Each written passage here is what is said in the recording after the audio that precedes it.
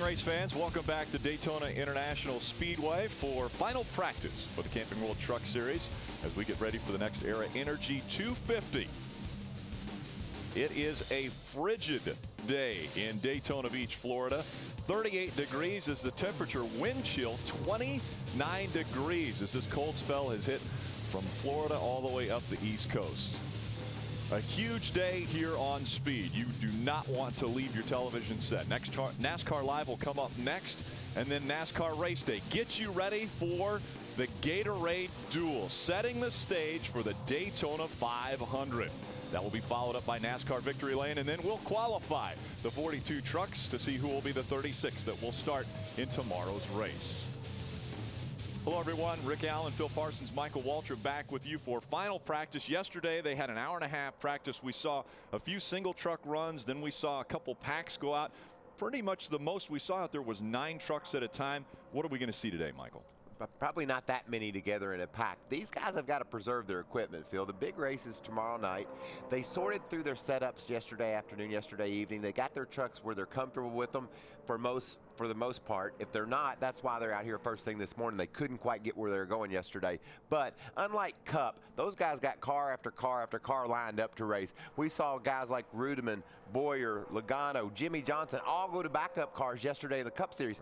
They're not so deep here in the truck, so they got the best truck they possibly could have entered right now. It's on the track. They don't want to sacrifice that truck and have problems with it and have to go to a backup. And remember, over half the field is locked in. Right. We have 22 of the 42 trucks entered that will be locked in this field, so they really have nothing to gain that much by trying to figure out getting a big pack and maybe take a chance of wiping something out. Speaking of those big packs, that's where the fastest trucks came from. Todd Bodine had the fastest speed recorded yesterday at over 186 miles an hour. Kyle Busch, driving his own truck as an owner, was second quick in that pack.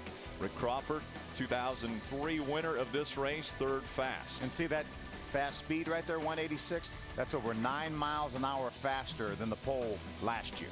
A lot of speed, which normally creates a lot of heat, and I'm sure that Ray Dunlap's going to be closing in on some of the heat down there in the garage, right?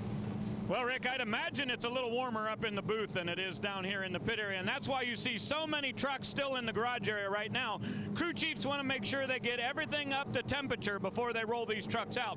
Now, you said we won't see much drafting. That's what I thought today, too, but I just talked to Mike Hillman Jr., and he said Todd Bodine definitely wants to get in a pack first thing this morning, then maybe a couple of single truck runs. Todd, an interesting story today. Of course, as you said, he was the fastest last night. Odds-on favorite to win the race here Friday night, but he also has double duty today. Todd Bodine will be trying to get in Kirk Shelmerding's car in the Gatorade Duel this afternoon, trying to make the Daytona 500. So a very busy day today for the Onion. Now let's check in with Adam Alexander.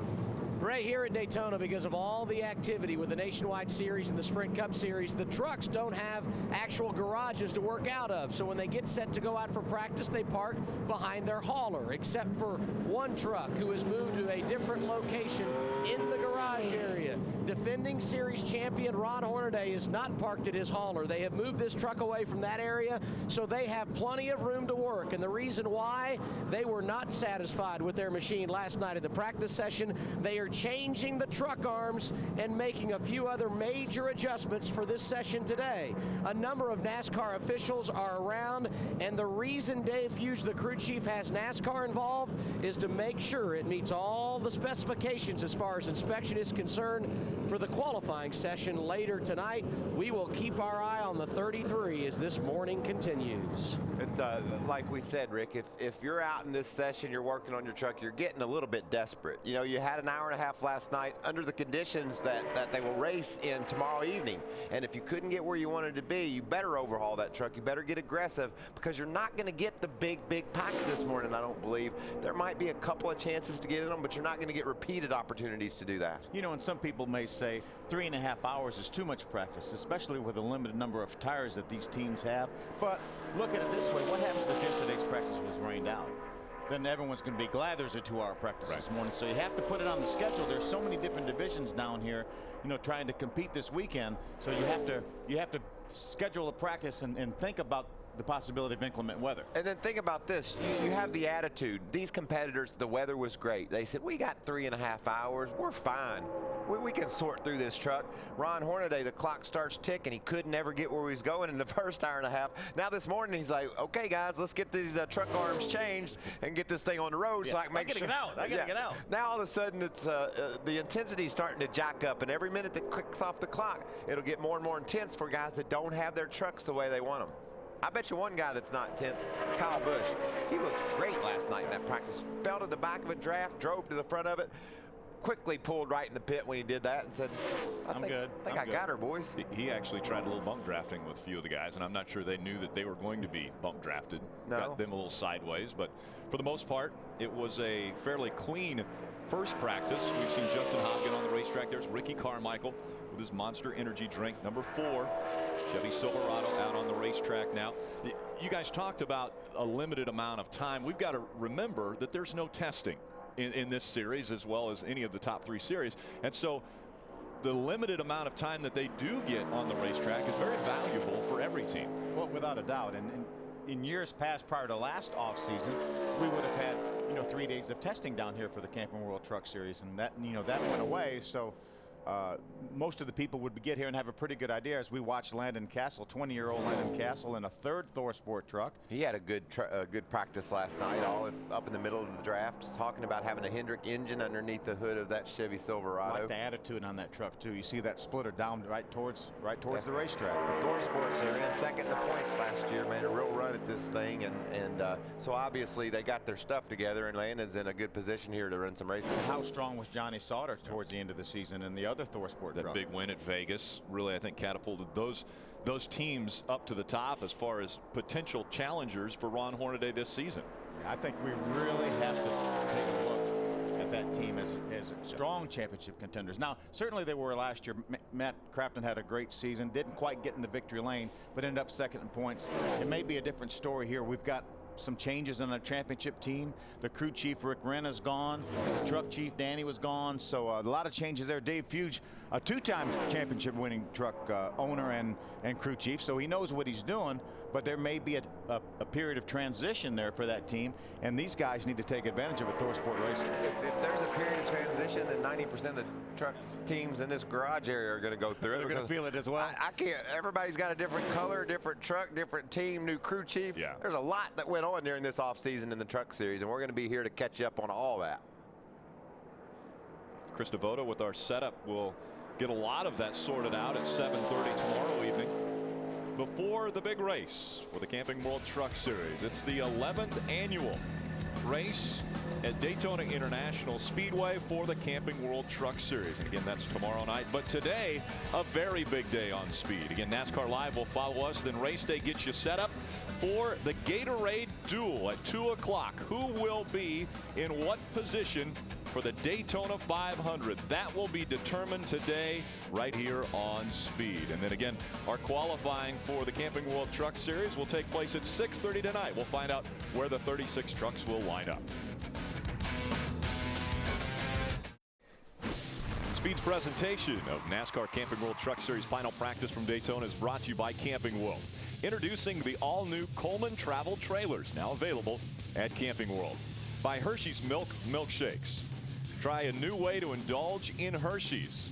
And by the Spotsifier. Visit ToyotaRacing.com starting February 12th and enter to win. And good to have you with us at Daytona International Speedway. Truck Series practice going on this early Thursday morning. One of the drivers that will be on track very soon, Max Papis. You and teammate Todd Bodine were solid yesterday evening. What is the game plan for today's session, Max? I'm enjoying a lot driving my Tundra. It's a pleasure to work with Germain guys and having a teammate like Todd. I've been behind him, I've been learning a lot, and all this practice is going to help me in the big race this afternoon. So I feel, really fortunate to be able to have an opportunity like this. And I was thinking yesterday, you guys asked me, are you pulling double duty? I would say I'm pulling double pleasure because I love driving these things. Good luck on track and be safe. Thanks, and let me say hi to all the people at home. Thanks for the support. I love you all, guys, and go Geico. And feel good. I feel strong for this afternoon. So, you know, let's keep the finger crossed. Maybe it can be my day in the 500. Can you believe that? I'm going to do everything I can, guys. See you later. Not surprising, Max Papis is smiling right now. He just hopes he's smiling at the end of the day as well. Don't you wish everybody had an attitude like Max Papis? Heck yeah. I mean, what a great guy. Just so happy to be here. And that is genuine, too. That's exactly right. And that's refreshing, whether it's from Max Papis, David Rudeman the same way. There's guys down there that are just amazed that they get to race a car at Daytona. Right. And I love talking to those guys because I've been the same way over the years. This place is just special. You can check out here, 2.5 miles long, 31-degree bankings, the Gillette track description. Phil, when's the first time you rolled out on this track? 1979 for a baby grand race. Wow. I qualified at 127 miles an hour. Were you in a Vega or something? I was in a Vega. Yeah, that's awesome. Back in 1979, did you have to shave? No, I actually didn't shave. I essentially don't even have to shave now, truthfully, but that's another story altogether. The baby face. Mario Goslin taking the MyTireMonkey.com. Number 12 out onto the track. A lot of trucks sit down at the end of pit road.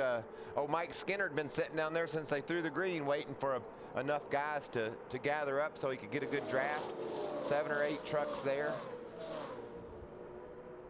First pack of the day coming out onto the racetrack. Again, the temperature is a big question mark right now. I mean, we're under 30 degrees wind chill. How big of an effect is that on not only the handling, but maybe even the performance of the engines? Well, you may have a little bit more grip, and the engines really will perform fairly well, but you know, once these things get up to temperature, you know, you're going to get they're going to adjust the tape on the front of these trucks to get the oil temperature and the water temperature where they want it, and then essentially the engine wouldn't even know the difference. So right now, though, there's going to be a lot of grip on this racetrack because of the track conditions being cool. If they put more tape on the front, does that mean more downforce and maybe a little more speed? It does, and it also means better handling. So you don't want to throw yourself a curveball by having a little tape on the front, because Rick, I'm talking a half inch of tape across that front grille will make that truck handle better. It'll get the front end down in the road, and even though you're in a draft, it still will help your truck go faster, and it'll handle better. So you might think you got a better truck than you do if they pull that tape off so you can go race tonight. And that's one of the reasons they need to be out here in this pack, is to be able to try to determine what kind of tape they're going to have to put on these things or get away with putting on these things. These guys just got out of bed a little bit ago, you know, so you got to make sure you're not too sleepy. Yeah, you get a little sleep in the eyes when you get out there. When you crank up that engine, it'll get your attention, but you don't want to make a mistake here early in the going. Mike Skinner just in front of Austin Dillon. Then on the outside, series champion Johnny Benson in the number 95. A couple trucks behind him, Justin Lofton, the defending ARCA series race winner or champion. Timothy Peters back there in that 17th K&N truck. Jason White up in there behind Mario Goslin in that Tire Monkey truck. And Jason in a Ford here. Used to seeing him in a Dodge, and we'll see him in a Dodge when we go to Atlanta, I would assume. Ted Musgrave is piloting that number 15 truck for Billy Balloon Motorsports in this race. So we've got 3 series champions. Oh, we got a window net down. Problem with Justin Lofton, so he'll have to come back onto pit road. Stay where you at the top there. There you go. Just let him go. There's one more. He's just motioning them that he's going to come down to the inside. It was a good move, good heads-up move. And well, you see that? I don't know if he might have been motioning them to go to the inside. That's when somebody starts waving. I'm thinking, are you going that way, or do you want me to go that way? How are we supposed to work this out? Yeah, I know you guys use hand signals a lot, obviously at this racetrack. But is there a uniform hand signal description of what you're going to do? Well, you hope you just wave your hand and you see that you got a problem. Justin realizes he does. At this point, he starts rolling up to the top of the hill. He's probably got both hands on the wheel right now, but there he goes. He's going to start waving, telling everybody, go to the inside. Yeah. I'm going to hang up here to the top. So I would take that as following him, me go to the inside, not him giving a turn signal, meaning he's going to the inside. But don't take too many things for granted, Rick. At 186 or 187 miles an hour, it would be a mistake to take things for granted when you're running as close as you are here. We got another window net problem, looks like. How about that on Austin Dillon's truck? We don't see that ever. We really don't. That's crazy. That's amazing. We saw it one time at Atlanta with Kyle Busch, and he tried to fool us by holding the window net up as long as he could. But our cameramen were a little bit better than what Kyle was able to do holding that thing in. Now that's odd. Well, I guess that's the top that came down. I was going to say that is odd that the back of that thing would be coming out, but it's just folded back. So yeah, Austin Dillon the wind has pushed it back towards will the have back. to come in. The window net just fell down. Okay, and So there you heard communications. Todd Bodine might have knocked it down. What do you think? Let's see. Watch this little wiggle he's gonna have here. Todd right up on him. Yeah, just pops right down. That might have been going on, Phil. You might have saw that thing loosening up. He may have been holding on to that thing. See the bumps, how these bumps are making these trucks jump around. Does he hit Austin, or does he just get right up on him? I don't think he hits him. I think he just gets right up on him. About the time the window net comes down is when Austin wiggles.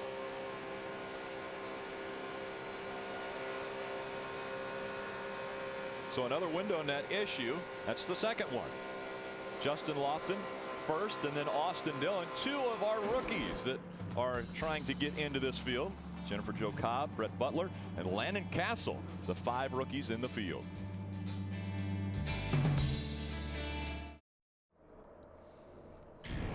Later today, NASCAR's back, and we're there in Daytona for a pair of races on the high banks. Be there as the field is set for the 500, the Gatorade Duel at Daytona. Later today, 2 p.m. Eastern, only on Speed. One of the biggest days in quite a few people's lives as far as stock car racing goes. 54 drivers and cars here to attempt to qualify, and we know that 35 of those are locked in. Mikey, when was the last time that you came to Daytona and had to race your way in to the 500 through the duel? 07, but prior to that, 86. I think. And in 07, the first time in 20 years, maybe 20 years or so that I had to do it, we were fortunate enough to accomplish that, raced our way in. And so a couple 3 years later here, I have the confidence of knowing I did it then, and I really feel good about today. Phil, you got a couple cars in the races today too. We do, one in each race with Dave Blaney and Michael McDowell. So good luck to you with that. Yeah, thank you. You too, and hopefully Michael McDowell's in your race, so maybe you guys can get hooked up and both get in. Yeah, I like his number. He's got a good number. Yeah, on 55. That. He's in number 55. Where's he going? Well, he's going into the pits, because you can't go down below the yellow line to improve your position. He's in a hurry to get there, wasn't he? You can. You're not supposed to, but you can. That's true. You might be slapped on the wrist. Skinner up on the high side, making the move with that run. The 17 of Timothy Peter behind him. Let's go back to the garage and Ray Dunlap. Thank you, Rick. No Danica Patrick in the race tomorrow night here for the Camping World Truck Series, but a couple of very interesting female stories developing here at Daytona. Of course, we have Jennifer Jo Cobb, who will be in the 10 truck, and also a new ownership package this weekend. Daisy Ramirez is going to be the owner of the 01 and the 00. Now, J.J. Yaley will be driving the 01, Carlos Contreras in the 00. But a great story from Daisy. You know, she grew up in Honduras and literally was so poor that she grew up in a mud hut, made a career for herself as she got her own education, came to America, and is now a big part of a major beverage company. This afternoon in Charlotte, North Carolina, Daisy Ramirez will take her immigration test. She's hoping to become an American citizen, and then she'll do that today and then head down to Daytona and hopefully have 2 trucks in the big race Friday night. What a great story. Only in America.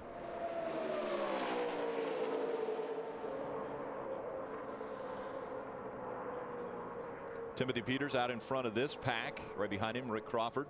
You know, interesting for Timothy Peters, his spotter is normally Michael Brooks. Michael Brooks is a gentleman who works for the Air Force, and he works in the Pentagon.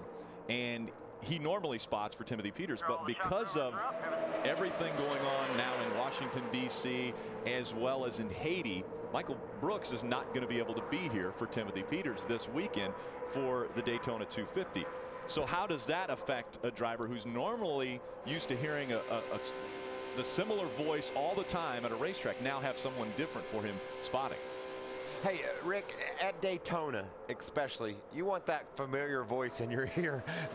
We're talking a game of inches. If you need to get over in a line, that could be the difference between winning and losing the race, finishing and crashing your truck. Yeah. So he's going to miss Michael Brooks. He's going to want to hear that familiar voice in his ear, so it'll comfort him and he'll be relaxed enough to make the moves that his spotter's telling him that it's okay to make. When you got a guy you hadn't heard before, you might say, he says clear, and you go, ooh, I wonder if he really knows what he's talking about. He trusts Michael. Right, exactly. He knows Michael's not going to get him in a bind. He doesn't really know that for sure about his new guy. And the key is, Michael knows Timothy, Timothy knows Michael. Yes. So they know each other because they've been together for a long, long time. And now there are a lot of great spotters out there, and I'm sure it'll be a period of adjustment, but they'll get in sync and get it going. But I'm sure it's a little disconcerting for Timothy right now.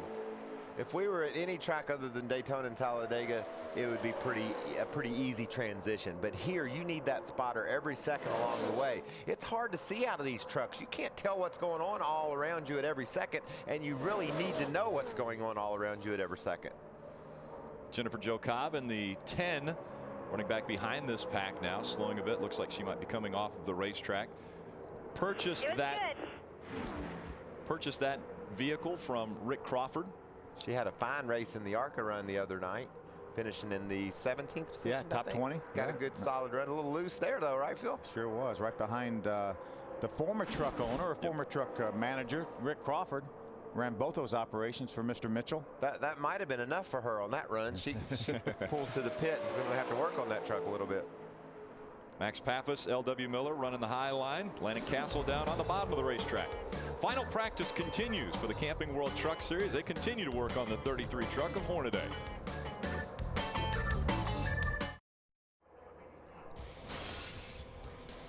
This February Bull Run returns to speed for a grueling new season. Bill Goldberg will push 12 teams of drivers, almost 4,000 miles, to see who cracks first. The stakes are high, $200 grand in cash.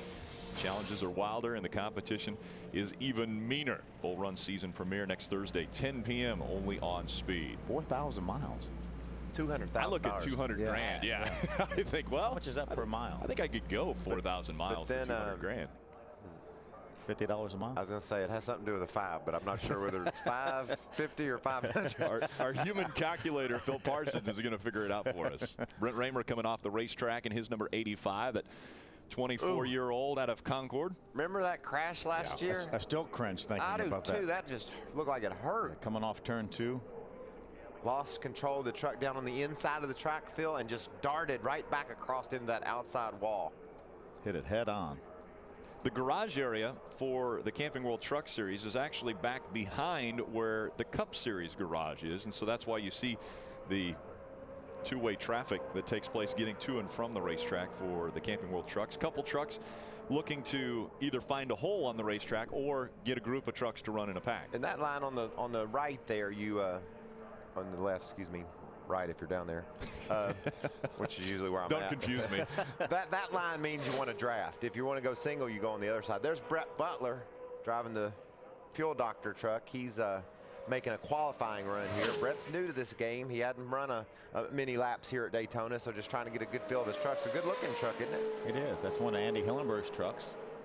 In the front of that truck, we always talk about where the splitter sits in kind of relation to the track, and it's probably 4 or 5 inches up off the track, which is a lot higher than we see most trucks. You know, but we've seen it work both ways. Yeah, we've seen trucks sealed to the road, running up front, and guys with the Mike Skinner comes to mind, runs around here a lot with his truck all up in the air in the front. So it's just a different way of attacking the air. Some people have the philosophy that if the front end is up a little bit, then that's going to deflect air over that rear spoiler more because you're jacked up in the front and the rear spoiler might be down a little bit. Take advantage of the aero that way. Others feel like it's really important for the thing to be sealed to the road and the air not get under the truck, go around the truck. So just different philosophies.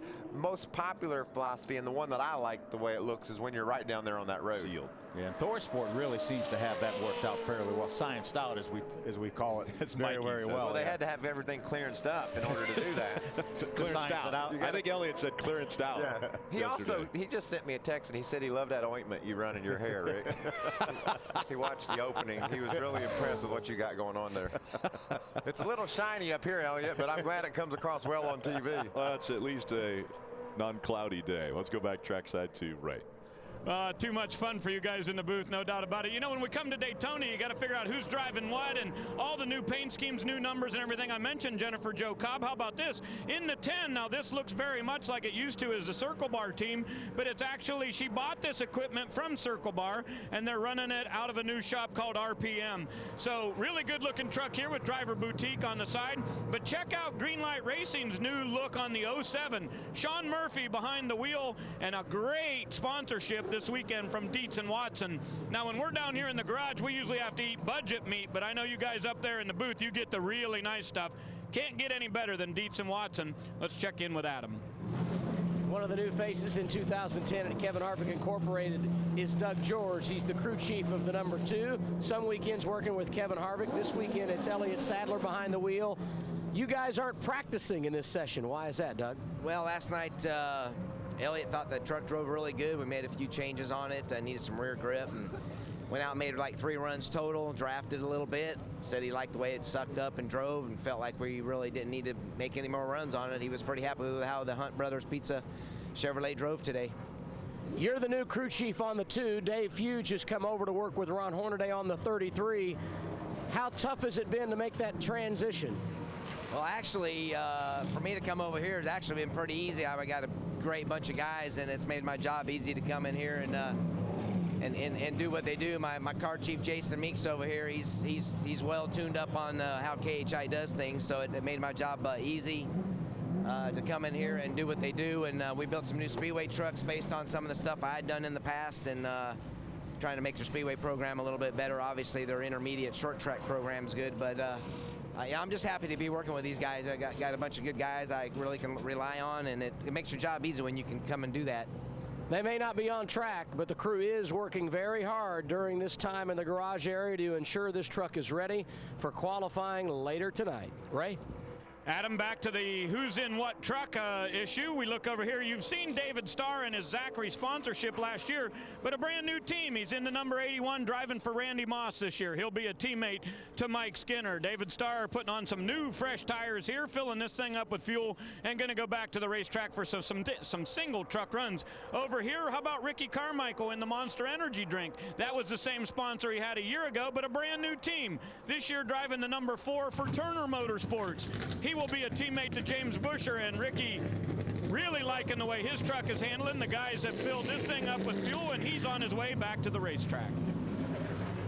Guys, we were talking about the attitude of these trucks and where the splitter is. This is the 47 with Brett Butler we just saw. You see the difference between the splitter and the racetrack. Now let's take another shot at some other trucks. Thor Sport is one of the ones that comes to mind. That's a Thor Sport truck. That's Landon Kessel. See how close that splitter is to the racetrack?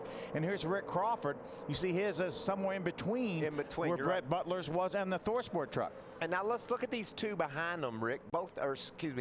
Both these trucks are more up in the air than the 2 in front. That's because I don't think they have the air pushing down directly on their trucks, because it's being deflected by the truck they're following. So you'll see a truck be sealed more to the ground if he's in front of the pack, or maybe making a single truck run, than you will if he's following a guy. And that's the thing that these fellas and ladies have to try to put themselves in those positions. How is that truck going to handle when you don't have that much air pushing down on the front to get that splitter down towards the racetrack?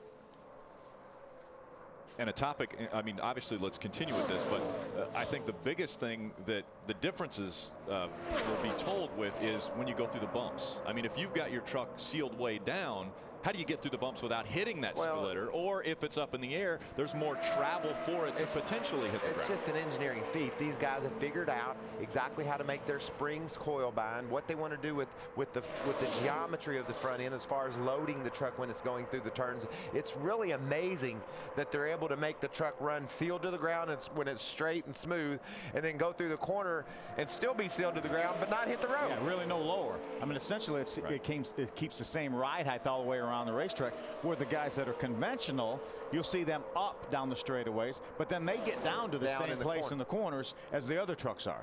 And you say conventional versus coil bound, yes, where the springs right on top of each other. Basically, bigger springs, right, and they work as springs. Where a coil bind, the spring coils will actually touch, and that'll be a stop. That'll stop the travel of that vehicle.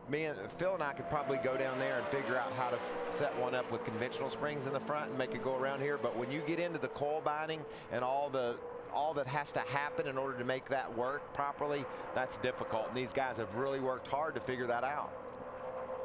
3 trucks on the inside, and we saw Austin Dillon moving around, a little wiggling back there in between that little sandwich.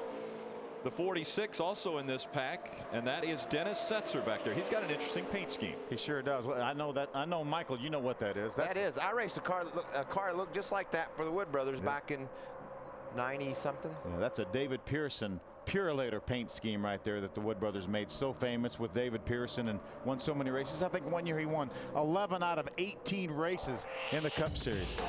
We'll be back with more drafting action and single truck runs here at Daytona right after these messages.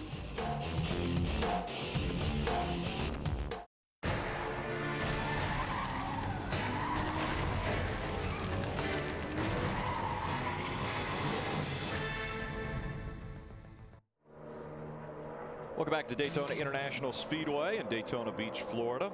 I think the fans have spoken. We're going to have consistent earlier start times for the Sprint Cup races this year. It's going to be 1 o'clock for the East Coast races. It'll be 3 o'clock Eastern for the West Coast races, and then the 7:30 for the night races. I think that's a great move. It's like the NFL. You know when to turn on the TV and watch a football game. You flip on the TV, you know what time to turn on the race. Yep, and at 1 o'clock, you know you're going to have a football game. At 1 o'clock Eastern, we know we're going to have a race. Daytona 500 is going to be the first one that we're going to see at that time. We see the 85 back on the racetrack. You had mentioned that big hit that Brent Raymer had a year ago at this racetrack. Let's look back at what happened. You don't know if something broke on that truck or if he just simply broke loose, but veered heavily into the outside wall. And then the throttle hangs, Phil, and I bet you Brett's in there. He doesn't really know where he's at right now. Yeah, and he's not, you know, he's not stiffened for the second impact. That second impact may have hurt more than the first one. But I bet you didn't really know which one hurt worse. He just knew it hurt. They did, both of them hurt. But he's back. That's a spot on the racetrack. The safer barriers are all the way through the turns, but then on the back stretch, the safer barrier isn't there. So, I mean, that was a hit directly onto the concrete wall. And I think that speaks volumes to, you know, we talk about the safer barriers and how much they've changed the safety of racing, but the vehicles themselves, the seats, the Hans, everything that NASCAR mandates that the teams do to their vehicles, they've definitely made the truck safer itself and drivers more capable to withstand a hit like that. He walked away from that, if you can believe that. Very big hit. Ray, is it warming up down there? A degree and a half. It has gotten warmer here, Rick, but I'll tell you what, got to watch Johnny Sauter in 2010. You saw just how he came on at the end of last year. These guys really were on a roll. But you know, sometimes you have the best laid plans of mice and men. They had a truck picked out to bring to Daytona, and just about 6 days ago, the crew chief Joe Shear decided to make a change. They call this truck the all-nighter. The guys have literally put in hundreds and hundreds of hours to get this thing ready to go. Problem is, when he went out on the racetrack today, it had a rear end leak, so they are working on this thing, trying to find out exactly what the problem is with that. A couple of new sponsors on his truck this week: SouthernCandle.com and easy to install cabinets. Johnny Sauter, a guy we got to watch out, maybe even a threat for the championship in 2010. Ray, remember the last time the Camping World Truck Series ran at a super speedway last October at Talladega? Eric Almirola finished second, pushing his then teammate Kyle Busch to a victory, who was driving that truck. Well, you get a #1 this weekend, so how's it reacting to Daytona? It's pretty good. We were really happy with the balance of the truck last night. It drove really good. It drafted really, really well. So we're just making a few changes here, just kind of really experimenting. Just trying to try a few things, just get an idea on what's what, and we're really happy with where we ended last night, and the race is tomorrow night. So I'm excited about it. Hopefully we can get this akawareness.com Toyota in victory lane. We were really, really close in Talladega. We just need to do better in one spot, and I think we can do it. Our truck's really good. The two trucks did work really good together in the draft at Talladega. Ted Musgrave, now your teammate for this weekend. Have the two of you had an opportunity to work together at all this week? We've been on the racetrack a little bit together. Our trucks seem to work really well again together. You know, everybody at Billy Blue Motorsports works really, really hard, and it shows. You know, we ran 1-2 at Talladega, and nobody took a break during the winter. We took these trucks completely apart, redid everything on them, and we made them even better yet. So that's what gets me so excited about racing for Billy Blue and having the opportunity with Graceway Pharmaceuticals and the ad campaign with akawareness.com to just keep going out there and doing our best every single weekend. 2 hours worth of truck practice this morning. How hard is it to concentrate knowing later today you'll be in the 09 car trying to race your way into the 500? It actually helps ease my mind. You know, if I was sitting over there in the Cup garage with nothing to do right now, I would probably be worrying to death. But I get to come over here and, you know, we were good last night, and we considered parking it and not even running today. And, you know, I kind of wanted to run today. It gets me laps on the racetrack, and it gets my mind off of the Cup garage for at least a few hours. You racing the second event, right? Yep, second event. So hopefully we'll get that 09 James Finch Chevrolet up there and hopefully get that thing in the race. And the good news for Eric, guys, he knows exactly what he needs to do when he takes the green flag in that second race. 2 p.m. Eastern on Speed this afternoon, the Gatorade Duel at Daytona. A lot of action continues right here on Speed all day long. NASCAR Live will follow us, and then it's race day that gets you set up for the Gatorade Duel. They will explain exactly what it's going to take for each driver to make it into the Daytona 500. And in victory lane with the winners of the duel, and qualifying rounds it all out at 6:30.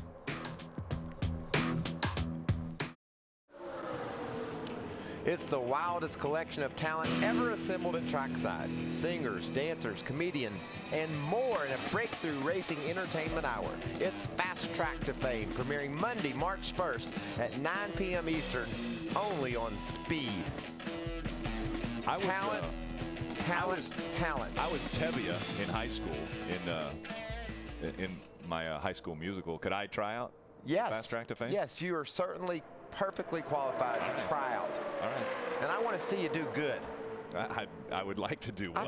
I've met so many talented people in this NASCAR world over the years, and they're going to finally have a stage to come perform on. You know, Kyle Petty is a guitar player, a singer, a guitar player. I mean, there's so many people that you just don't know their backgrounds that we can see right here on Fast Track to Fame. Just take my brother, for example. What could we say about my brother that he hasn't already said himself? I mean, he has sung on Nashville Now before. Hold on. He's on an album. He's on a CD. Phil Parsons is on a CD singing something. I don't know what it is, but Born to Drive. Whether you're in the garage area as a crew member, or if you're a fan and you have a special talent, we're going to give you a place to display that talent. Hey, our camera guys and some of the crew have a little band. A band. Yeah, and you're not going to sing, by the way, Rick. If you. I have a guitar. I'm not very good at it, playing it, but I have one. I've heard you sing. And please don't. Otis World is, by the way, the name of the band. Please don't. That some of our men and women that work behind the scenes, behind the cameras, they have a well, don't let Rick sing with you, guys and ladies. Johnny Sauter out in front of this pack. We see the 33. Apparently, they've got the adjustments that they needed made to that truck. He's on the racetrack running in this draft. Yeah, and we're down to just an hour to go. We talked about all this practice, but they got on the track here, and he's hoping those adjustments have fixed that truck and got it to his liking, because we're running out of time now, Phil. You know, that's what I love about Ron Hornaday.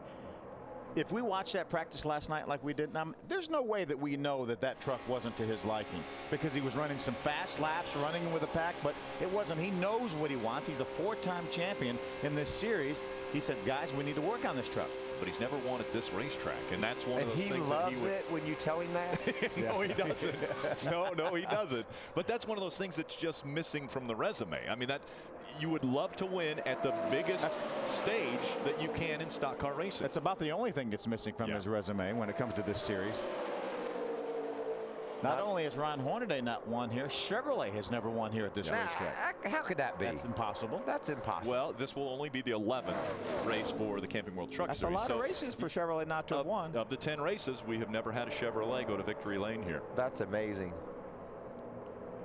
Mike Skinner looks like he's going to get swallowed up by the draft. That's just what he wants, though. He's going to let a few of those trucks go by. Ron peels up to the high side. I don't know if he might want some of those guys to duck under him. You see Rick Crawford drops down to the bottom of the racetrack. Crawford took the opportunity to shoot down to the bottom. You really want to do what Ron did there, Phil, though. You want to go up high and see how your truck feels. You want to run through the middle. You want to run around the bottom. You need to... Got to do it all. You have to do it all so you know what you're going to be faced with tomorrow night. In order to win this race, you've got to be able to go to all those places. Rick Crawford in that number 14, we saw him drop to the bottom, maybe a little bit of an aggressive turn to the left. He said, you'll want to have a camera on me on this race because I've got to prove something to sponsors out there. If I want to continue racing, I've got to get somebody to come on board with me. He said, I'm going to go up on the wheel every lap, every 250 miles. You'll want to watch what I'm going to do on Friday night. And he's put on a great show here at this racetrack. Yes. He won it 3 wide, right? Sure did. Adam Alexander. And the word for Timothy Peters in practice session number 1 last night. It could be better, but your new crew chief, Jeff Hensley, worked his magic, and I understand you made some upgrades this morning. Yeah, I tell you, Jeff and all the guys on his K&N Filters Crescent Toyota Tundra did an awesome job in practice last night and today. They made changes overnight and this morning, and was a little unstable in the draft last night, but this morning we're a lot better. We think we're better prepared for the race. So just glad to be at Daytona. Thanks for Tom DeLoach and everyone at Red Horse Racing for giving me the opportunity. And you know, just like to thank all the guys back at the shop in the Fab Shop. They are our backbone on our race team, and we appreciate all the hard work that these guys do. You don't only have a new crew chief, you've got a couple of new teammates, one of them being former F1 driver Nelson Piquet Jr. How have you adapted to him so far? Nelson is a cool guy to be around. You know, the experience he has with Formula One, very humble person and very eager to know what goes on, and you know, he's a cool teammate. We talked a little bit last night on how he was in the draft, and he's a little bit better today as well. So you know, Justin, he's doing a great job too. So got 3 good teammates tonight. This weekend, hopefully tomorrow night, we'll all go to the front. Timothy Peters, to me, is still kind of a young guy, but he's the veteran of this group. Nelson Piquet and the other teammate, Justin Lofton, competing for Rookie of the Year, Ray. And Adam, down on my end of the garage, the 7 truck has pulled in. That is Justin Lofton. Of course, he is the reigning ARCA REMAX Series champion. And you just saw crew chief Mark Rett with his in the window talking to Justin. Their problem right now is the truck doesn't suck up to the draft the way they'd like to. So they're changing out the cowl on the front intake of the engine, and they're going to try to see if they can make some adjustments up there. He says the truck is very, very good and nice and stable through the corner by itself, but when he runs up on a group, it just doesn't pull up as fast as he thinks that it could. There's 8 trucks running in a pack on the inside of the 3 wide situation. We heard about him, Nelson Piquet Jr. down there on the bottom. And just ahead of this pack, Kyle Busch and another truck just pulled out of pit road to get a little bit racy with these guys too. So this pack's building. Things are heating up on the racetrack. Maybe that'll bring the temperature up here. Jason White fastest in this practice. Welcome back. Final practice continues for the Camping World Truck Series. Then it's NASCAR Live coming up next here on Speed. Race day gets you set up for the Gatorade Duel. 2 races to determine the 43 cars that will take on the Daytona International Speedway in the Daytona 500. And then Victory Lane follows that with qualifying at 6:30 this evening. You know, we talk about what it means, and Michael and I have been fortunate enough to be in that race, the Daytona 500. He's won it a couple times. I finished 3rd, but you know, for these guys today trying to qualify for that race, it's pride, it's accomplishment. It's also about $250,000. Yeah, well, that's right. To me, it's all about the race, man. Just I think I won $1 million something when I won it each time. I don't have that anymore, but I still got but those you got trophies. the trophy, right? You know, people talk about all the time. You don't do it for the money. You do it for the trophy. Well, in my case, that's definitely the case because I don't know where that money's at. I got an idea where some of it is, but I know exactly where my 2 trophies are, and they're the proudest trophies of in my whole career. And not even trophies, but memories. I mean, yes, exactly.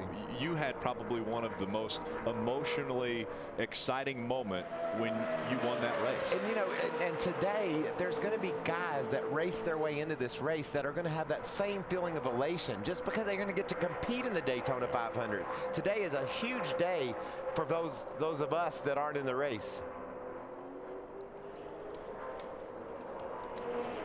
Something wrong with that truck? Looks like something wrong with the windshield potentially. Oh, definitely. Adam, what's going on? Tearaways. We told you all about Ron Hornaday and the changes they were making to this truck, so it would be much better than it was in practice last night. 45 minutes into the session, Ron finally went out. The truck was handling much better, but some debris flipped up on the racetrack and pounded the windshield. They came in, beat out the brace of the windshield, and Ron is now back on track, as you can see. I guess the good news is, Michael and Phil, as a driver at Daytona, you only got one eye out the windshield anyway, right? You're looking in the rearview mirror, so it's no big deal, is it? The most important thing about winning at Daytona is having that truck driving good enough where you can literally spend half your time looking behind you. At least half your time. That's the only way you can put yourself in a position to come away with a victory here. So you're exactly right, Adam. You got to have a good truck so you can look behind you. You know, we talk about spotters and their importance. Well, and that's all fine and good, and they are certainly important here, but you have to take it upon yourself to know who's around you as well. Well, Phil, you've always talked about you can feel the other vehicles around you. I mean, you don't even really have to see them. You can feel them when they're either close to you on the inside, outside, or behind you. That's right. And part of that is looking constantly in the mirror where you know there's somebody in that area. And then when you feel something different, you feel that truck or car pull up on your right rear corner, you already knew he was in the proximity before you felt that. And your RPMs are going to go up just a little bit as well. Up or down, depending upon where they are in relation to you. There's times when you're out there running with another vehicle, and maybe you'll glance out the windshield and you're not looking in the mirror, and that car or truck will pull off and you think your engine blew. It's that much of a parachute almost. Absolutely. And action every second. There's going to be things you're going to be trying to decipher so much information and watch so many different things. And listen, we run about, over the 10-year history of this race, we run about 15 laps before the caution flies. We average a little over almost 7 cautions per event. That means that about the time you get all settled in and you think you know what's going to go on, here comes the caution flag again. You got to regroup. And you know what that means this year? Double file restarts. Right. Shootout style. Shootout style. I asked the question in the drivers meeting the other night for the shootout. They said double file restart, shootout style. I said, wouldn't they just be double file restarts? Because this is a shootout. This is a shootout. It seems like every race is a shootout when you talk about the Camping World Truck Series. We talked about a few different changes that are taking place. Here are the rule changes for the Camping World Truck Series. We mentioned the double file restarts. Top 25 in owner points locked in. And Phil, we don't have 25 that are eligible for that here. Right, and that's a change from last year anyway. Previously it was 30 that were locked in. Now it's going to be 25. There are actually 22 trucks and teams that ran all the races last year and are locked in this year. And certainly Ron Hornaday, ironically, Ron Hornaday is not locked in because they switched the points from his truck over to the 2 truck that did not run all the races. So Elliott Sadler driving the 2 truck here is locked in, and Ron Hornaday is not. But he will definitely get in as our most recent past champion if something happens to him qualifying. Probably the biggest change has been the pit stop changes. Instead of 5 going over the wall and adding fuel and tires at different stops, this year 6 can go over the wall, and you can do tires and fuel under the same stop. Former champion Ted Musgrave up on top with Cowboy Starlin. Jason White climbs out of his truck. He's the fastest in practice thus far. Welcome back. Teammates have problems coming off of turn number 2, it looks like. That's Dennis Setzer in the 46 and Johnny Benson in the 95. This is the first incident we have seen since Speedway started for the trucks. I would be shocked if these two caused this crash. Yeah. I mean, I know they're in it, but I would be shocked if Dennis Setzer and Johnny Benson just caused a crash. We're getting a report that possibly Ron Hornaday may have been involved somewhat. Let's take a look at what just happened. This is just seconds ago on the racetrack. See Ron Hornaday right behind Johnny Benson. That's the 33 truck of Ron Hornaday. He splits, goes in the middle, and just touches Johnny and turns him right down in front of his teammate Dennis Setzer. Now why? 3 wide? Yeah, coming off of turn 2, trying to make it 3 wide. Johnny does a great job not getting into the outside wall. A lot of damage to the door, the driver's side door of this race truck. There's a nudge right there. You're going to be 3 wide tonight, we know, or tomorrow night, excuse me, you know, but that seemed a little bit aggressive for... Was there actual contact between Hornaday and Johnny? There was definitely contact, okay. Yes.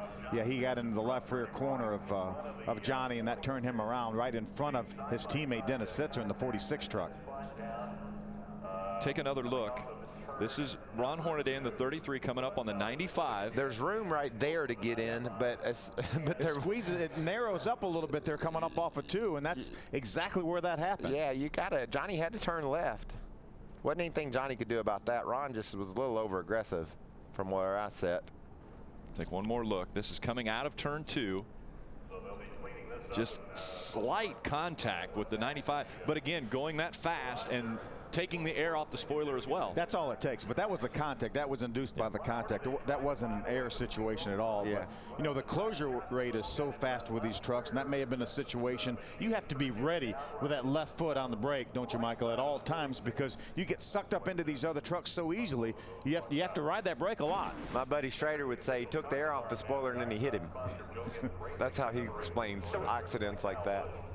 Well, tough situation for Danny Gill, fielding both of these trucks that were involved in this. Not as tough as it could have been. You go spinning off turn 2 at Daytona and be able to use those 2 trucks. I believe those trucks can be repaired and they'll be able to race them tomorrow night. Remember, both of these trucks have to qualify their way in. Johnny Benson could be eligible for a past champion provisional if Ron Hornaday doesn't have to use it, but Dennis Setzer is going to have to make repairs, and Danny Gill and his guys can get that truck ready to qualify tonight. So these trucks come into the garage, and while they're making their way into the garage, let's go down to Ray Dunlap.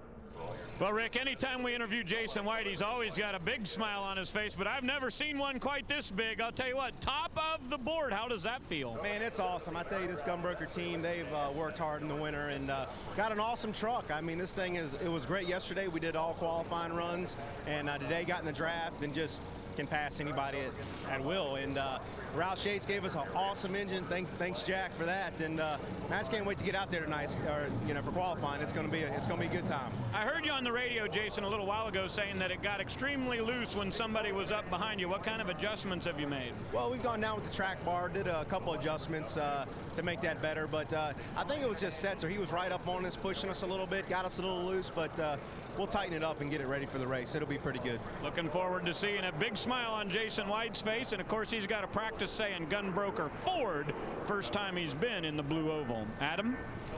It has been an interesting practice session for defending series champion Ron Hornaday. It was 45 minutes in before they got on track. We showed you the situation with the windshield, and now an incident on track, I should say. Take us through what happened. It looked like a little bit of contact there, Ron. Oh, there was. It looked like I got into Johnny. It just went to the back to see, we've been following the guys in front and seeing how that, so I had to get in the back, and then it looked like Johnny jumped a little sideways, and I already had my nose under there. It didn't hurt hard, but I hate to see that, especially in practice. But we'll go down there and see if they need anything. But stupid, just stupid. You told us there's no damage on the right front. How concerned are you about the windshield? Well, that was when we were first going out. Johnny ran over something, the 13.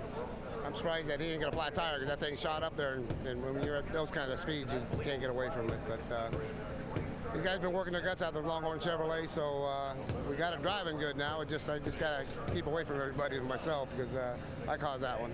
Thanks, Ron. Thank you. Ray?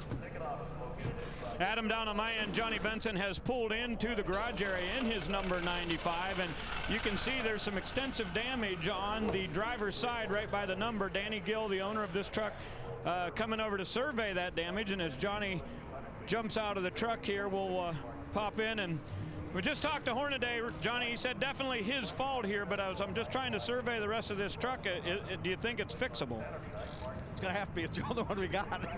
That kind of narrows it down, doesn't it? Narrows it down. We don't have to worry about pulling another one out. But yeah, I got hit and got spun out. It's I guess better today than tomorrow. But it kind of hate it. Truck's been great. I mean, Danny Gill and the guys have been doing a good job. It's kind of a little bit behind the 8 ball right now, but we'll get it fixed. We'll be all right. Okay, a lot of work for these guys to do down here. We have not seen Setzer's truck come back in. Obviously, he slowed down so that they could hook it up, I believe, on the wrecker, so no more damage to his truck. But these guys are going to go to work and try to get it ready to qualify tonight. You know what you want to hear is, if you're Johnny Benson, the reporter come up and said Ron said that was his fault. You know, that makes your truck's tore up, you spun out, but that makes you feel a lot better that somebody will fess up and say, man, I just hit him. The one thing they've got to worry about is Johnny Benson is not locked into this field. He has to race his way and actually drive his way in qualifying later on this evening, so they've got to go to work right now to get that thing ready. Yeah, but he potentially could get in with his past champion if Ron Hornaday does qualify his way in. That'd be a good way for Ron to say, I'm sorry, go ahead and qualify his way in.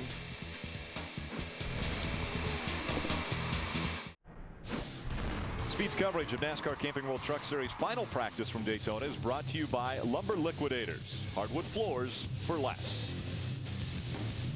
Looking across Lake Lloyd and now looking at the 46 of Dennis Setzer as he surveys the damage to the front of his race truck. If you're just joining us, there was an accident coming off of turn number 2. Ron Hornaday got into the back of the 95. Let's take a look. Here's going to be the contact. Gets into the left rear quarter of Johnny Benson, turns him right down in front of his teammate Dennis Setzer. Remember, Johnny potentially has that past champion to fall back on. Dennis Setzer does not. Of course, he finished second points 3 times, but that's not enough to get him in to get him a provisional in the event he needs it. Bent up that right front fender pretty good too, Phil. I even got the hood a little bit, so they'll have to go to work on that thing. I'm sure he doesn't have a backup truck either if Johnny did it. Yeah, this is a Dodge, and Johnny's next Roush Fenway Ford, so they actually have 2 different manufacturers down there. But I'll tell you, these guys can get a lot of work done. It's going to be 6:30 is our qualifying session, and NASCAR would allow these guys to go even last if they needed the extra time. So they've got a lot of time, and Danny Gill and his bunch will jump on that thing, and we may not even know it by looking at it tonight when qualifying comes. Let's go back into the garage and Ray. And guys, this is called Gil Fenton Motorsports, and of course Lance Fenton will be driving some races later this year, but they really have had a yeoman's effort to put all these trucks together to get down here. And as you said, Phil, this was a Dodge. This truck actually came from Chase Montgomery Motorsports, and they thought they were going to take this truck to Atlanta. That was the plan, and they had another truck to bring to Daytona. But once they got to looking at all the different parts and pieces on it, they really came to the conclusion that this would be a great downforce truck and a low drag truck to bring here to Daytona. So this was the truck that was going to go to Atlanta, but you are correct up there. They do not have a backup, so this is the work they'll have to do on this particular truck to try to get it in the show tonight in qualifying. Adam? Rick Wren adapting well to his new role as general manager at Kyle Busch Motorsports. It is so odd to not see you working on the truck, but you do have some parts and pieces in your hand, and I know it's not to look like you're busy. What are you guys fighting here, Rick? Yeah, we're just running a little bit warmer than what we'd like to be running, so for precautionary reasons, we're going to change radiator hoses and things. And this hell of a good Toyota is pretty sporty, and we just don't want to take any chances when we get in the race of having water temperature problems or anything. So it's just running a little bit hotter than our other truck, and they're put together the same. So just a little precautionary stuff, because Kyle's really comfortable in this thing. It looks pretty good on a racetrack. You've been on the job a while, but the last couple of days, your first opportunity in a competitive situation. You satisfied with how everything is running? Yeah, you know, we use this as a training station. We brought both trucks with a little bit different setup. So this morning we put the 18 setup into 56, and Taylor Mawson's running a lot better this morning than he was yesterday. So it's really good. It's just different for me personally to be going back and forth between 2 teams trying to make sure they're both running good, because your worst nightmare is one to be running good and one not to be running good. Is it hard to find balance as a general manager when the owner is a driver that has the experience and know-how of Kyle Busch? No, I think we use that for a tool. You know, Kyle's got a really good feel for a race vehicle, and I think his expertise actually will help us get Taylor Mawson up to speed faster and to get our whole program up to speed faster. So he's not intimidating. I've been around for a long time. You know, when he's in there, he's race car driver. When we're sitting in office, he's owner. And you look good in these start shirts too. You know that? You know, my wife irons my clothes for me and lays all my clothes out. She wants me to look nice, so you can't knock that when your woman wants you to look good. You look good in the new role. Thanks, Rick. Hey, thank you. I appreciate it. Well, thank you, Adam. We saw Rowdy Busch on the top of that race truck. We actually met Rowdy Burns about 2 weeks ago. The real Rowdy Burns. Exactly, at the Toyota All-Star Showdown. Michael Rooker joined us in Irwindale for that race, and he actually said he's never met Kyle, but really wants to. And as a matter of fact, said, I'd like to race him sometime. He's a big race fan, too, so it was great to have him out at, he was a Grand Marshal for the Toyota All-Star Showdown out at Irwindale. What a great event that was. Michael, I know you watched it. I did. Sold out for that race Saturday night. You had a horse in the field. Yeah, Napa had 2 horses in the field, and they collided. Yeah, that's right. Ryan Truex was involved in that race. Polyraca, they were racing hard there, and had another Napa car with Eric Holmes, too. That's right. Todd Bodine coming off the racetrack, it sounds like. Bill McAnally does a great job for Napa out on the West Coast and having those cars in the race for him out there. And then we raced Ryan on the East Coast and won the Camping World East Series Championship with him in our Napa car. New name change for the series. Now it's the K&N Pro Series East and West. A new 7-year deal with NASCAR and K&N. And we see that battle both on the East Coast and West Coast, and then they collide at Iowa Speedway for a battle between those two series. Work continuing on the 46 and the 95. They're going to try to get those fixed up for qualifying later this evening. Sunday on Speed before the Great American Race. We'll be here in Daytona with the ultimate pre-race show, NASCAR Race Day. There's no better place to get revved up for the Daytona 500. NASCAR Race Day, built by the Home Depot, live Sunday at 9 a.m. Eastern, only on Speed. Special edition today, Rick, 1 o'clock. We're going to preview those duels, get us ready to line up and go racing. Kyle Petty joins the Race Day crew this year. That thing was put together with the most care and precision, with that metal, just tweaking it, putting it on that truck. Big hammer now. Yeah, how we going to fix it? This was moments ago. This is Danny Gill on the right and Ron Hornaday obviously on the left, talking about what happened. I'm sure apologizing.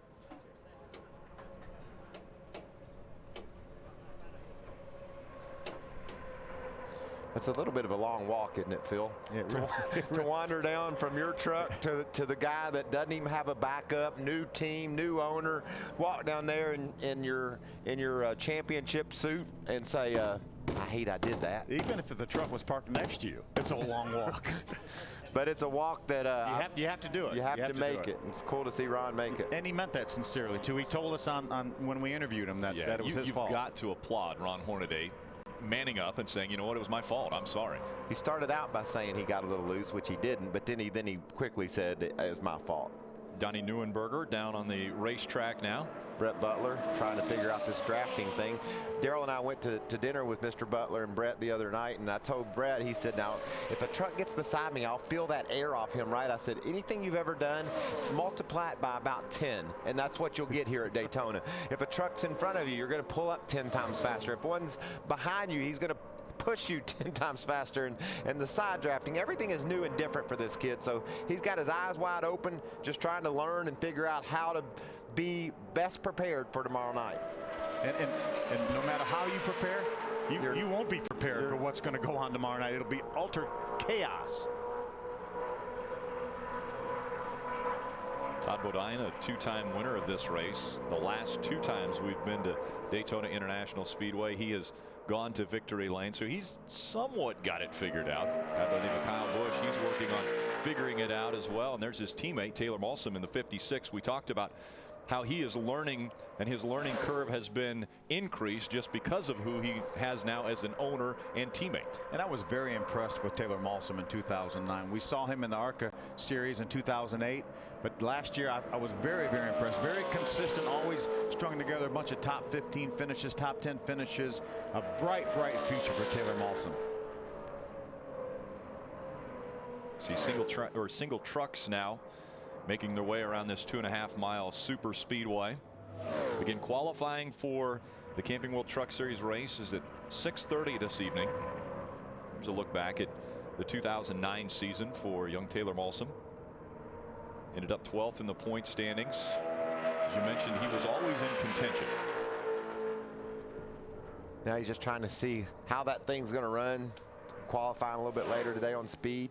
The expectations are so much higher. I talked to Taylor in the offseason, and he said, you know, now I've got Kyle Busch, who is going to have the exact same equipment as I do, and he wins, you know, 7 out of the 15 races he ran last year. He expects me to get into victory lane. There are very high expectations. And as a race car driver, all you ever want to do is put yourself in a position to achieve some success, and that's what Taylor Malsom has done. There's not a race car driver out there that would say, boy, I don't want that pressure. I want to be in the very best stuff. I want to be expected to win. Feels really good. And it feels really good to him. Not hitting anywhere feels really good. So they mentioned, we heard from Rick Wren earlier, that they had 2 different setups. One in the 18 was a certain setup, and then the 56 had a different setup. They made the change this morning. They took the 56 setup and mirrored it to the 18 so that they had the same handling vehicle, and it sounds like it works for Taylor Malsom. Let's go back trackside to Ray Dunlap. Well, Rick, we saw the 2 trucks torn up down at the other end of the garage for Danny Gill. They've got a lot of work to do down there, but the work is going to continue for the 12 team too. Mario, what happened?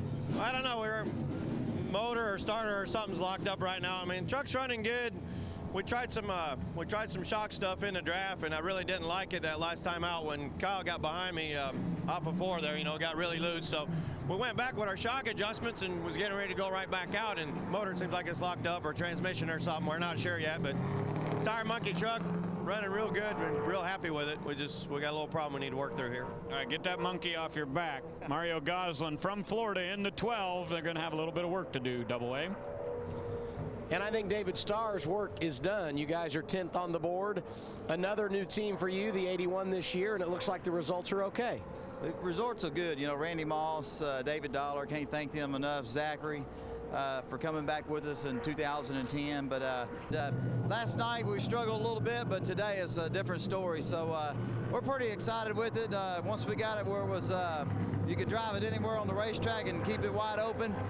It was time to quit, so we're excited about the race tomorrow night. My notes say that David Starr is one of 4 drivers who has started all 10 truck races here at Daytona, guys. Thanks, Adam. You know, everyone would love to drive a rocket ship around Daytona International Speedway. Well, we're awfully close to Cape Canaveral, and they have just launched a rocket just moments ago. There you can actually see the trail coming from behind that rocket. I believe that's an Atlas V rocket. What? And I think it's headed to the sun to get us some pictures of the sun we've never seen. That's before. what it looks like to me anyway. If it was a Chevy, I would say, okay, I understand. But you pulling that one out of the air is pretty amazing. Final practice continues.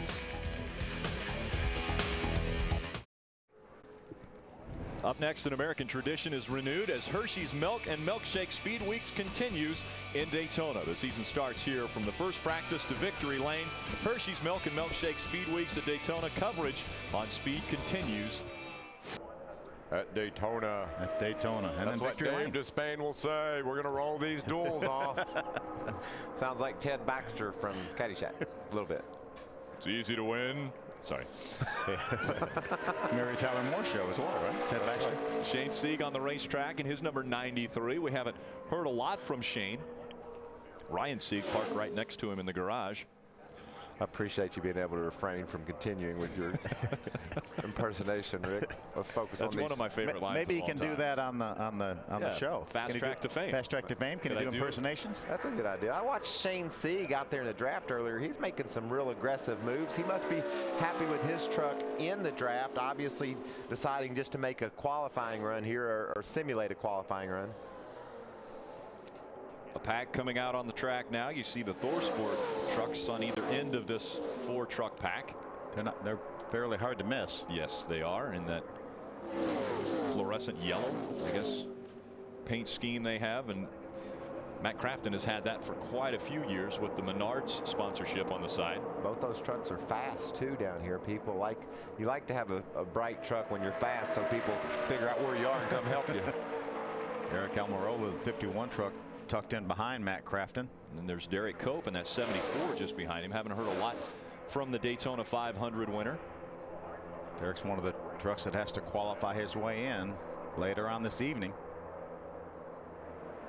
Eric Almirola driving that number 51 truck that Kyle Busch ran so many races in a year ago for Billy Blue Motorsports. Derek won the 1990 Daytona 500. One of the races that led to Dale Earnhardt's bitter disappointments in this race over the years. Yeah. He's leading coming into turn 3. Victory just a half a mile away. It's there. I mean, it's right there in front of him. And it blew a tire. Yeah, and saved it, ironically, going in the corner. You know, the big fight in '79 between the Allisons and Cale Yarborough obviously gets a lot of attention. But second to that is probably that tire blowing on Dale Earnhardt when he went into turn 3. How about Petty and Pearson in 1976. Spinning, crashing, coming off turn 4, and Richard Petty stalling just feet in front of the start-finish line. Wasn't that when his crew came out and they were pushing his car, trying to get across the line? It's like, well, you can do that, but it's not legal. Didn't count. It was a good show, but it didn't count. But David Pearson kept his car running and actually crashed, landed at the entrance to pit road, and kept that car running and just creeped across the start-finish line to win that Daytona 500. You know, two other things that were, I think, very memorable with the 500. When Ned called Dale to the start-finish line for his win in the Daytona 500, and then your brother calling you to the start-finish line. And then also we talked about Dale's problems. What about in '98 when he pulled on pit road? Oh my gosh! Everyone lined up. On every crew member came over the wall. Congratulate him. I can't wait to Pearson, Richard Petty, who had overheating problems but had the fastest car on the racetrack, just waved Benny out and said, "Follow me, son, I'll take you to win." And they were catching David Pearson, and David ended up spinning out on the backstretch here with 2 or 3 laps to go, and they gave Benny the Daytona 500 win. That was a big moment in his life, and certainly our family's life. Yeah, the stories will continue this year, and it's going to happen right on Fox. And that kicks off at noon on Sunday. When Darrell won, he proved he will not be a part of the Fast Track to Fame show as a dancer. Do you remember? With his Icky Shuffle? Icky Shuffle. Yeah. Icky Woods. Let's go back trackside. Hopefully Ray won't dance for us, Ray.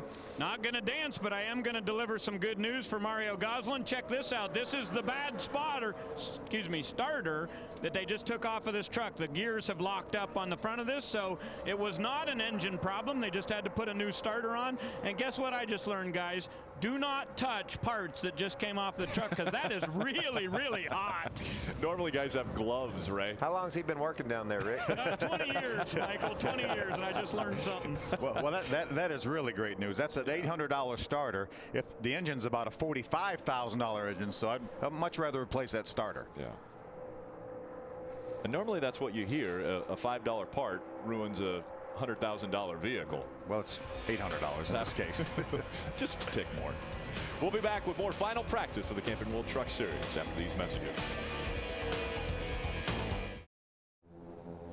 Tomorrow the trucks are back, and we're there in Daytona for the clashes, crashes, and high bank excitement. Don't miss the NASCAR Camping World Truck Series opener tomorrow, 7:30 p.m. only on Speed. Chris Devoto will get us kicked off. If it's anything less than 3 wide at the finish, I'm going to be disappointed. Everything anything less. Exciting happens on Speed. Coming up later this afternoon is going to be the Gatorade Duel, but it's not that far off to the All-Star Race, which is right here on Speed. Just, I believe, about 100 days, something like that? 100 days. Right on the money. 100 days until the All-Star Race, and you'll see it here on Speed. The whole Charlotte area parties and celebrates All-Star Weekend on Speed, so come join us. Final practice continues. No trucks on the track right now. We'll be right back.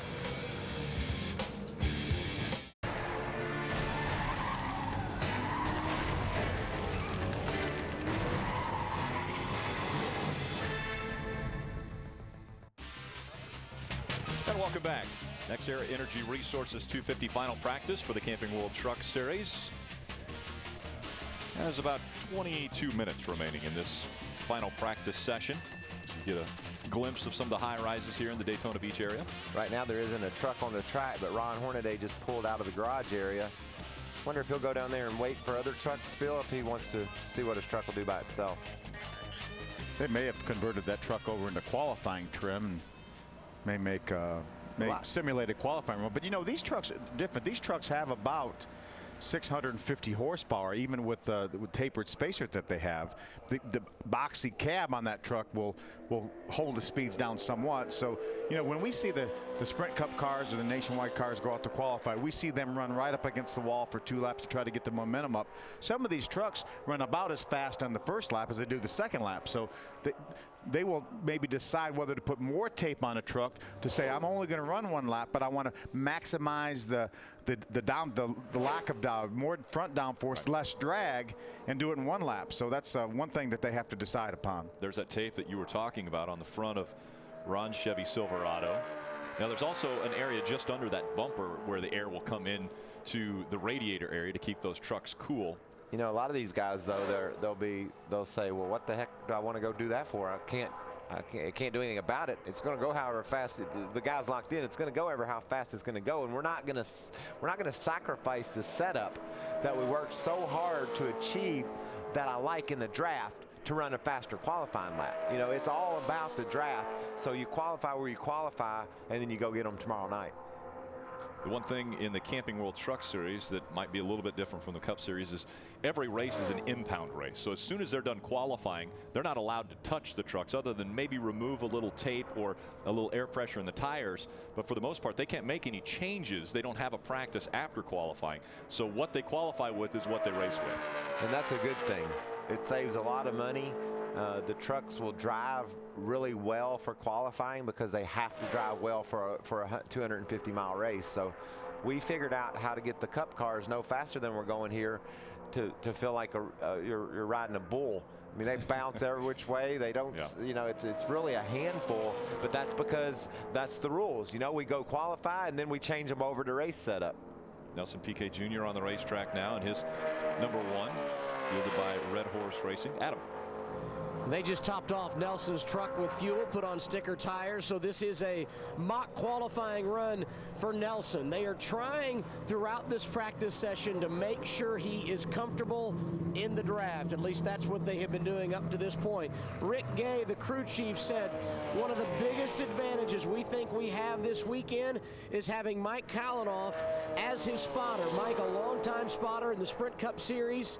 He worked with him last week in the ARCA Series race here at Daytona. You see Rick left of your screen, Nelson Piquet Jr. on track on the right. It'll be very interesting to see how this former F1 driver adapts to the NASCAR world this weekend. Ray? You know, Adam, through the weekend, we've been talking a lot about Rick Wren leaving KHI and going over to Kyle Busch Motorsports. But there's another person that KHI lost over the winter, and that is Danny Stockman. And Danny is now taken over as crew chief for young Austin Dillon. And what a beautiful truck they have here with Bass Pro Shops on the number 3 this weekend. Danny on the radio right now as they have sent Austin back out to the racetrack. They're hoping to run a couple of single truck runs here to try to figure out what they have in qualifying. You see him sitting at the end of pit road getting ready to go. He'll wait for his spotter to tell him when the racetrack is clear, but absolutely beautiful. That Tracker Boats and Bass Pro Shops number 3. How cool is it to see a black number 3 back on the racetrack? Danny Stockman will be calling the shots. And what a great opportunity for Danny Stockman too. And I think there's such a close working relationship between KHI and RCR. Obviously Kevin drives for RCR on the Cup side, and I think they do a lot of the work. Maybe I know that initially that RCR bought some trucks from Kevin to get this program up and running.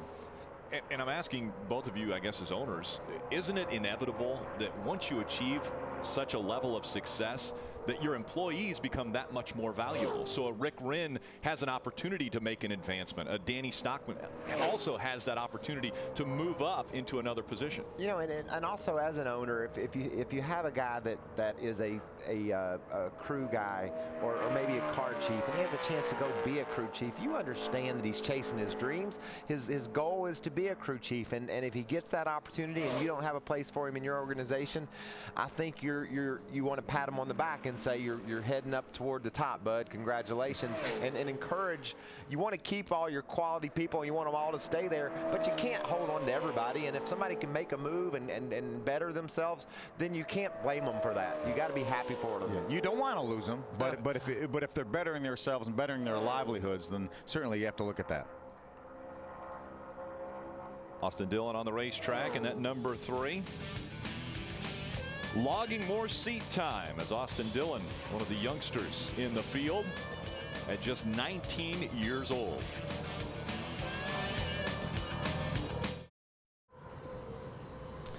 Less than 20 minutes remain in final practice for the Camping World Truck Series at Daytona. One driver who is committed to making sure he is where he needs to be tomorrow night, Kyle Busch. I find it interesting on a day when a Cup Series regular is going to lock in his starting position for the Daytona 500. Kyle Busch is working till the 11th hour, making sure his truck team is where they need to be for tomorrow's season opener. Ownership has done great things for Kyle Busch, and I think we're already starting to see the dedication and commitment he has, spending all the time he can to make sure his team is ready. Ray? Well, let's hear from Justin Lofton. You all done practicing for the day? Yeah, the number 7 Toyota Tundra is really handling good. Mark Red and everyone over at Red Horse Racing's done a fantastic job over the offseason. Just really excited to be here and really excited to see what Friday night holds for us. One of the greatest championship battles I've ever seen came down to the very last race last year in the ARCA Series, down to Rockingham. How nerve-wracking was that, staying in there and finally getting to win it? It was nerve-wracking. It was very emotional. I think when they had me sitting on the backstretch to go get the trophy, there's tears running out my eyes. Just long season and, you know, like I said, a really tight, really close battle with Parker Klingerman. Had an awesome year, and I'm really looking forward to see what we can do this year in 2010. Talk about the changes from stock cars to stock trucks. Do they feel any different? Yeah, they actually feel quite a bit different. They're, I think, about 2 inches longer, which feels like 2 feet longer from going from the real nimble ARCA car. In the draft, there's a lot more air to move around. It's a lot more fun to race with these guys, you know, running 3 wide around Daytona Speedway. And just really, really happy and, you know, really thankful that Red Horse and VisitPit.com and my parents and everyone gave me this opportunity to be here. All right, and a little yellow stripe on the back of that number 7, but Justin Lofton proved a year ago, reigning champion in the ARCA REMAX Series. He'll be chasing Rookie of the Year in 2010.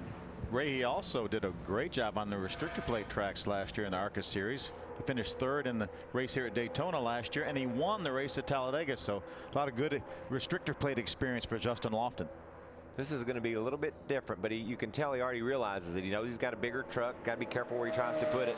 And he also knows that there's going to be times he's going to be 3 wide, and there'll be someone threatening to make it 4 wide. They're going to hopefully think better of it, but they're going to think about it. Oh, they're going to absolutely think about it.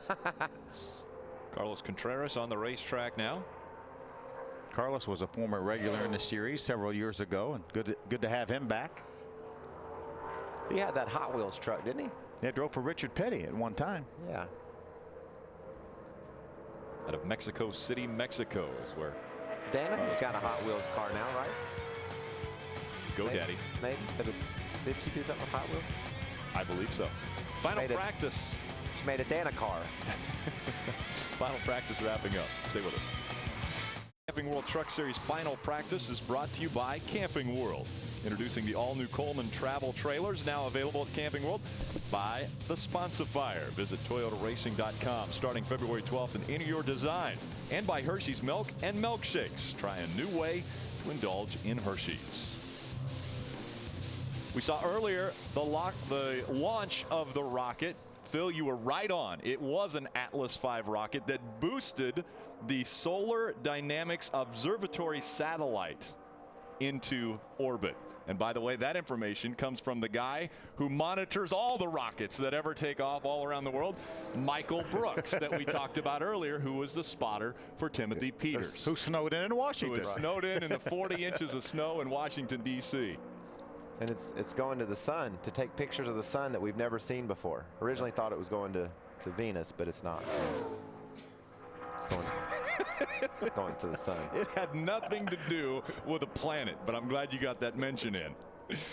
Matt Crafton on the racetrack, and he's being trailed by Eric Almirola around this 2.5-mile super speedway. Let's go back to the garage and Adam Alexander. So many great storylines in the Camping World Truck Series garage, Rick. One of them being Nelson Piquet Jr., who has made the move from Formula One to the Truck Series. And I guess the key is getting better every day. So did you learn something today that makes you better than you were last night? Well, today was the first time I drafted with these kind of cars. So I was a bit nervous in the beginning because everybody was putting a lot of pressure, like saying that the car is going to be much more loose than the ARCA. It's going to be much more difficult to drive. And actually it wasn't. I mean, the drivers, obviously, they're driving much closer together. They're much more experienced here. So I think that was the biggest difference. But I don't know if our truck is very good or if it's just, an exaggeration from everybody. But I felt it very good. Easy to drive in a draft. I mean, obviously in the race is going to be different conditions and older tires and everything. But obviously it's my second time in this track with these kind of cars. So I'm learning a lot every day. The on-track activity is way different than what you're used to, but what about the atmosphere? A NASCAR event night and day compared to what you've seen all your life in F1. Well, it's my first real NASCAR weekend, you know. Last weekend was quite easy, low profile. I think this weekend is going to be more intense and more things to do. But I mean, obviously the environment is great. I mean, I've been welcomed very well from everybody here and the whole series. Everybody has been offering help. I mean, from drivers to the officials to everybody. So I'm really, really happy to be here, and it's just I've been very warmly welcomed here by everybody. I won't give you any advice about what to do on track, but I will encourage you to stay around for Sunday. The 500, a great atmosphere. Good luck this weekend. Thank you very much. Ray? Adam, let's hear from Jennifer Jo Cobb. I see on the speed chart you're 21st, but that doesn't necessarily mean much, so how good is your truck?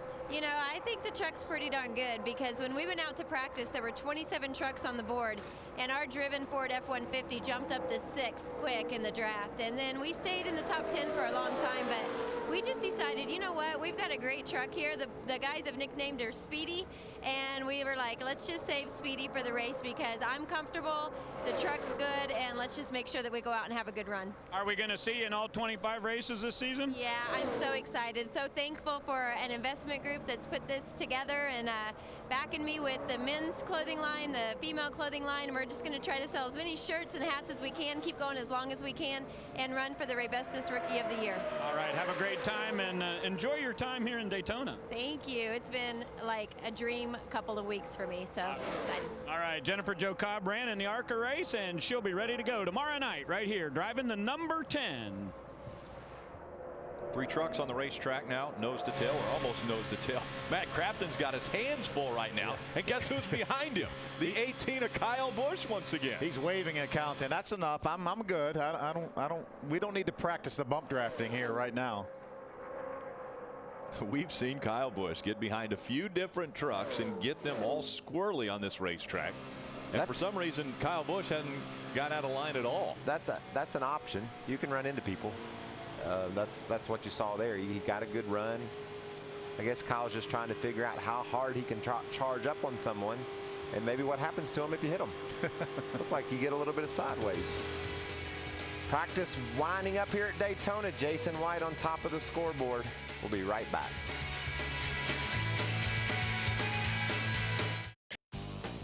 Huge day on speed. Do not leave your couch. NASCAR Live's coming up next, and then race day gets you ready for the Gatorade Duel, which will be right here, determining the 43 drivers and where they will start in the Daytona 500. NASCAR Victory Lane and qualifying will round out the day here on speed. Earlier in the first hour of practice, take a look at this. A couple former champions. Ron Hornaday, the 33, gets into Johnny Benson, turns Johnny down in front of his teammate Dennis Setzer. That's the kind of action you're going to see tomorrow night. These guys can get tremendous runs on one another. They can get the momentum it takes to put their nose in about any hole that isn't there. Then afterwards, Ron Hornaday went down to Danny Gill, apologized. They continue to work on the 46 and the 95 trucks, trying to get them ready for qualifying. As I mentioned, that will take place tonight at 6:30. Looked like even a little suspension damage there as well, Phil. Not only cosmetic, but taking that whole right front corner off that truck. One of the guys who's had the most success at this racetrack is standing by with Adam Alexander. Rick Todd Bodine, the only repeat winner here at Daytona. First quick in last night's practice, second quick in this practice. Should we call Vegas and tell them you should be the favorite? Well, I would like to think so. This Geico Tundra is unbelievable, as it has been for the past 6 Speedway races. You know, it's the same truck, and we just know what it needs to go fast and to drive good, and the body's really good, and it just works out that it's fast. And we've got a really good truck. I mean, it's fast and doing what I need to do. You know, drives great through the bumps. It's really good on the old tires. So I don't know if I'd put money on us, but it wouldn't be maybe not too bad a bet. Good luck. Thanks. Todd Bodine, number 2 on the board as Happy Hour wraps up for the Camping World Truck Series at Daytona. He'll try to race his way into the Daytona 500 here in a little while, driving that Kurt Shelberdine number 27 car. Todd will be in. And you know he'll be on it too. Absolutely. Trying to figure out any way he can to squeeze his way into this great American race. There's going to be 54 guys on it later on this afternoon, and you're going to be one of them. Yeah, I can't wait. Taylor Wilson trying to fine-tune his number 56 Toyota Tundra before qualifying. That will take place later on this evening, 6:30, getting himself ready for the Great American Truck Race, which takes place Friday nights. An unbelievable show here. I remember from the very first one back in 2000, and when we had Jeff Bodine get up into the catch fence, and it looked like there wasn't anything left of that truck, and fortunately Jeff was able to recover from that very well. Red and black flags waved. Practice is over. Let's go to Ray. And Rick, with practice over, you got to get ready for qualifying tonight here at Daytona. How do you do that? Well, you get the checklists out. They've got them taped all over the truck here, and somebody has a job of checking all of these items off. Make sure you've got all the inspections done. And when you do that, you'll initial this, and that way everybody knows that all of the work is complete and you're ready to go out onto the racetrack. Lots and lots of work to be done between now and tonight at 6 p.m. A lot of questions have been answered in these two practice sessions. Again, stick with us here. NASCAR Live is next. Gatorade Duel at 2 o'clock. You do not want to miss those two exciting races, which will determine the field for the Daytona 500. Now a guy who's up on the chip, Dave Despain with NASCAR Live.